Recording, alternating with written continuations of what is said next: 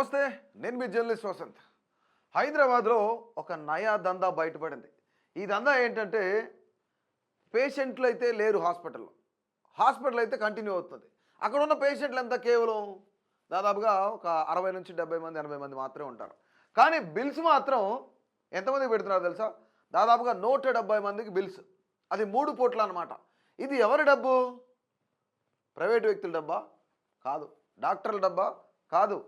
మనం ఏవైతే ట్యాక్సులు కడుతున్నామో ఆ రూపంలో ప్రభుత్వానికి వెళ్ళిన ప్రజాధనం. అంటే ఇదంతా ప్రజాధనమే, ప్రభుత్వ సొమ్ము కాదు. సో ప్రభుత్వం దగ్గర నుంచే కదా వచ్చేది డబ్బులు, మనకేముందిలే అని చెప్పేసి ఇందులో ఎంతమంది ఇన్వాల్వ్ అయ్యారు తెలుసా? ప్రైవేటు వ్యక్తులు కాదు. ఆ హాస్పిటల్లో, ప్రభుత్వ ఆసుపత్రిలో పనిచేస్తున్న, విధులు నిర్వహిస్తున్న డాక్టర్లు, వీళ్ళతో పాటు అక్కడ ఉన్న స్టాఫ్, వీళ్ళంతా ఈ దందాలో ఇన్వాల్వ్ అయి ఉన్నారు.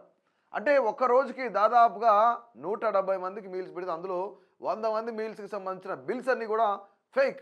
ఇందులో ఒక పెద్ద ట్విస్ట్ ఏంటో చెప్పిన, ఈ ఫుడ్ ఎవరైతే సప్లై చేస్తున్నారో ఆ ఫుడ్ సప్లై చేసే కాంట్రాక్టరు 2017లోనే చనిపోయారు. కంటిన్యూగా ఇప్పుడు అతని సైన్ ఫోర్జరీ చేసి, అతని సంతకం ఫోర్జరీ చేసి దొంగ బిల్స్ పెడుతున్నారు. ఈ బిల్స్ ద్వారా ప్రతి సంవత్సరం ప్రభుత్వానికి గండి పడుతుంది. హాస్పిటల్లో పేషెంట్లు లేరు. ఇక్కడ రిజిస్ట్రేషన్లో అంతా అంటే పేషెంట్లు వచ్చారు అనే దాంట్లో పూర్తిగా ఇక్కడ ఫేక్. Food బిల్స్లో fake. అక్కడ ప్రభుత్వ ఫండ్స్ ఏవైతే ఇస్తుందో అవన్నీ కూడా డైవర్ట్ చేస్తున్నారు. అసలు ఇక్కడ ఉన్న డాక్టర్లే, విధులు నిర్వహిస్తున్న డాక్టర్లే ఈ దందాకు పాల్పడ్డారంటే ఒక్కసారిగా అందరూ షాక్కు గురయ్యారు. వాళ్ళు వీళ్ళంతా ప్రభుత్వానికి సంబంధించిన డాక్టర్లే. ఒక్కసారి అసలు అక్కడ ఏం జరిగింది, ఎలా జరిగింది, హాస్పిటల్ పేరు ఏంటి అంటే ఎర్రగడ్డ హాస్పిటల్. ఇది ఎర్రగడ్డలో ఉన్న ఆయుష్ హాస్పిటల్ అనమాట. ఇందులో ఒక పెద్ద డైట్ స్కామ్ జరిగింది. సో ఈ డైట్ స్కామ్లో అనేక విషయాలు వెలుగులోకి వచ్చాయి. ఒక పెద్ద దందా జరిగింది అక్కడ. సో అసలు అందులో ఎవరెవరు ఇన్వాల్వ్ అయినారు ఏంటి అనేది మనం ఒకసారి చెక్ చేస్తే, ఇక్కడ ఎర్రగడ్డ ఆయుష్ హాస్పిటల్ ఏదైతే ఉందో ఆయుష్ హాస్పిటల్లో ఆ డైట్ ఏదైతే స్కామ్ ఉందో ఇది జరుగుతూ ఉంది. అంటే ఫాల్స్ డైట్ బిల్స్ పెడుతున్నారు. అక్కడ పేషెంట్లు లేకపోయినా కేవలం 70 మంది పేషెంట్లు ఉంటే 170 మంది పేషెంట్లకి మేము ఫుడ్ పెడుతున్నామని చెప్పేసి డైట్ బిల్స్ పెడుతున్నారు. ఆ కాంట్రాక్టర్ 2017లో చనిపోతే అతని సంతకం ఫోర్జరీ చేసి మరి ఆ బిల్స్ వసూలు చేస్తున్నారు ప్రభుత్వం దగ్గర నుంచి. రైట్. ఇందులో ఎవరెవరు ఉన్నారంటే మల్టిపుల్ హాస్పిటల్ స్టాఫ్ ఉన్నారు. మనం ఇందాక మాట్లాడుకున్నట్టు డాక్టర్స్ ఉన్నారు, అక్కడ నర్సులు ఉండొచ్చు, మేబీ అక్కడ అసిస్టెంట్స్ ఉండొచ్చు, ఎవరైనా ఉండొచ్చు. ఏదైతే ఎర్రగడ్డ హాస్పిటల్ ఉందో ఆ ఎర్రగడ్డ హాస్పిటల్కి సంబంధించి, ఆయుష్ హాస్పిటల్కి సంబంధించిన స్కామ్ ఇది. Fake diet bills for 80 to 100 members for existing patients daily bills made in the name of contractor who died in 2017. ఎవరైతే ఆ కాంట్రాక్టర్ 2017లో చనిపోయారో అదే కాంట్రాక్టర్ పేరు మీద వీళ్ళు ఇంకా ఫుడ్ బిల్స్ అనేవి పెడతానే ఉన్నారు. దొంగ సంతకాలు పెడుతున్నారు, ఫోర్జరీలు చేస్తున్నారు. సో ఇలాంటి డాక్టర్లను ఏం చేయాలి, ఇలాంటి స్టాఫ్లు ఏం చేయాలి, ఇలాంటి ప్రభుత్వ అధికారులను ఏం చేయాలి? రైట్. ఇదంతా దందా జరుగుతూనే ఉంది. విజిలెన్స్ ఇన్వెస్టిగేషన్లో బయటపడ్డ భయంకరమైన నిజాలు ఇవన్నీ. ఇక్కడ చూస్తే టోటల్ బెడ్స్ ఎంత ఉన్నాయి? 204 బెడ్స్ ఉన్నాయి. అయితే ఇక్కడ ఇన్పేషెంట్స్ ఎంత? కేవలం 80 మంది. అయితే రిజిస్టర్ షోస్ ఎంత ఉన్నాయి? 170 మంది. అంటే దాదాపుగా 90 మంది ఇక్కడ ఫేక్ పేషెంట్లు ఉన్నారు.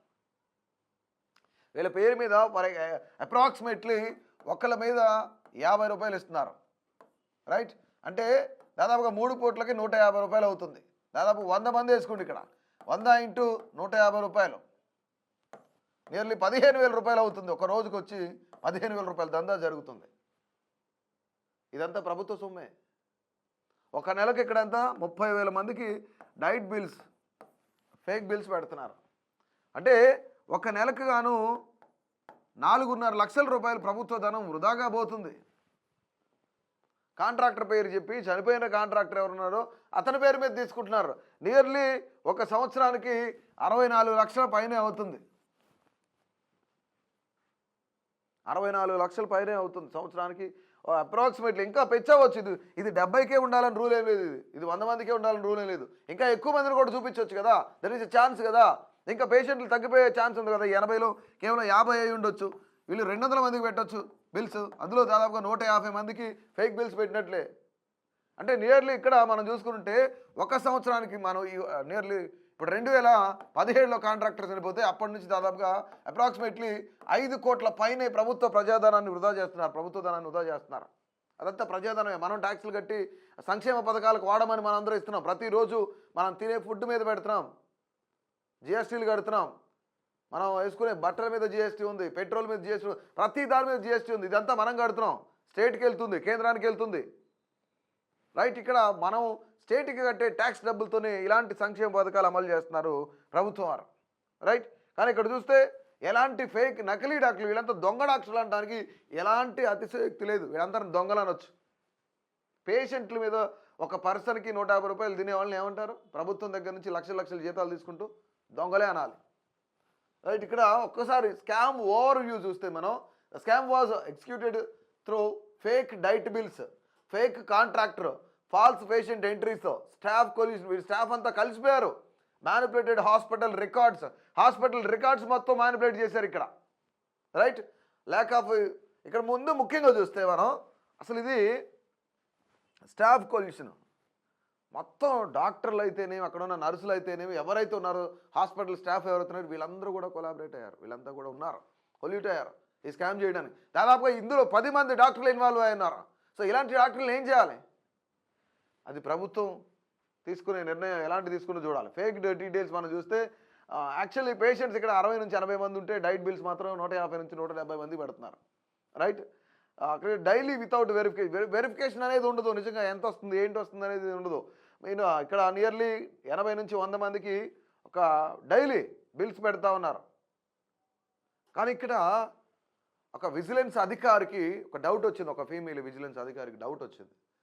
సో నియర్లీ ఇంత పెద్ద మనం బిల్స్ పెడతా ఉన్నాం కదా, కాంట్రాక్టర్ని ఒకసారి పిలవండి, కాంట్రాక్టర్తో మాట్లాడదాము, అతను ఫుడ్ ఎలా సప్లై చేస్తున్నాడు, క్వాలిటీ ఇస్తున్నాడా లేదా ఒకసారి చెక్ చేద్దాం, అతనితో మాట్లాడదాం, ఇంకా బిల్స్ ఎంత ఉన్నాయి, పెండింగ్ బిల్స్ ఎంత ఉన్నాయి, ఏంటి పరిస్థితి అని చెక్ చేద్దాం అతను పిలువమని చెప్తే వీళ్ళందరూ ఏం చెప్పారో తెలుసా? అక్కడ ఉన్న డాక్టర్లు, దొంగ డాక్టర్లు అందరూ విదేశాలకు వెళ్ళిపోయాడు, అతను విదేశాల్లో ఉన్నాడని చెప్తున్నాడు.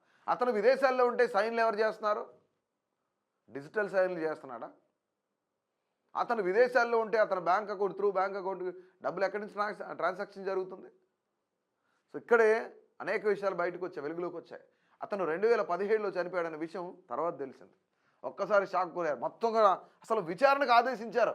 ఆ విజిలెన్స్ అధికారులు అయితే విచారణకు ఆదేశించారు. ఏం జరుగుతుంది ఏంటి అనేది ఇమ్మీడియట్గా తెలియాలి. ఒక డౌట్ వచ్చింది, వెంటనే ఫేక్ కాంట్రాక్టర్స్ మెథడ్స్ పెట్టారు. Contractor responsible for diet supply diet he is died in 2017, 2017లో చనిపోయాడు. Bills continue under his name 8 years, nearly 8 సంవత్సరాలు కంటిన్యూ అవుతా ఉన్నాయి అతని పేరు మీదనే. రైట్, ముఖ్యంగా ఇక్కడ మిస్యూజ్ చేస్తున్నారు. ఇక్కడ పూర్తిగా ఫండ్స్ అన్ని మిస్యూజ్ చేస్తున్నారు. ఇక్కడ అసలు వెరిఫికేషన్, కాంట్రాక్టర్ ఎవరు, ఏంటి, ఫుడ్ ఎలా ఇస్తున్నారు ఏంటి అనేది ఇంతవరకు 8 ఏళ్ళ నుంచి కూడా వెరిఫికేషన్ చేయలేదంటే ఇందులో ఎంత నిర్లక్ష్యం ఉందో ఆలోచించండి. అంటే విజిలెన్స్ అధికారులు కూడా నిర్లక్ష్యమే. రైట్, దీంతోపాటు ఫండ్స్ అన్నీ కూడా డైవర్ట్ అయిపోతాయి. సో మొత్తానికి కూడా ఇక్కడ ఏదైతే ఆయుష్ హాస్పిటల్ ఉందో, సో ఈ ఆయుష్ హాస్పిటల్లో ఒక పెద్ద స్కామ్ బయటపడింది, ఎర్రగడ్డకి సంబంధించిన ఆయుష్ హాస్పిటల్లో. సో ఇది ఓవరాల్గా ఇక్కడ కేవలం ఈ హాస్పిటలే కాదు, తెలంగాణ వ్యాప్తంగా, అలాగే రెండు తెలుగు రాష్ట్రాల వ్యాప్తంగా, దేశవ్యాప్తంగా ఇలాంటి స్కామ్లు అనేకమైనవి ఉన్నాయి. ఎక్కడ ఏ స్కామ్ జరిగినా, అది గుడైనా, బడైనా, హాస్పిటల్ అయినా సరే, ఏదైనా సరే, రోడ్ స్కామ్ అయినా సరే, కన్స్ట్రక్షన్ వర్క్ అయినా సరే, ప్రభుత్వమే కాదు ప్రైవేట్ అయినా సరే, ఎంత పెద్ద కబ్జాలు జరిగినా, స్కాములు జరిగినా సరే మీ ప్రాంతంలో ఖచ్చితంగా మీకు తెలిసే ఉంటాయి. వెంటనే ప్లే స్టోర్లో ఉన్న అభినవ్ భారత్ యాప్ని డౌన్లోడ్ చేసుకోండి. అక్కడ ఉన్న సమస్యను కానీ, అక్కడ జరుగుతున్న స్కామ్ని కానీ పోస్ట్ చేయండి.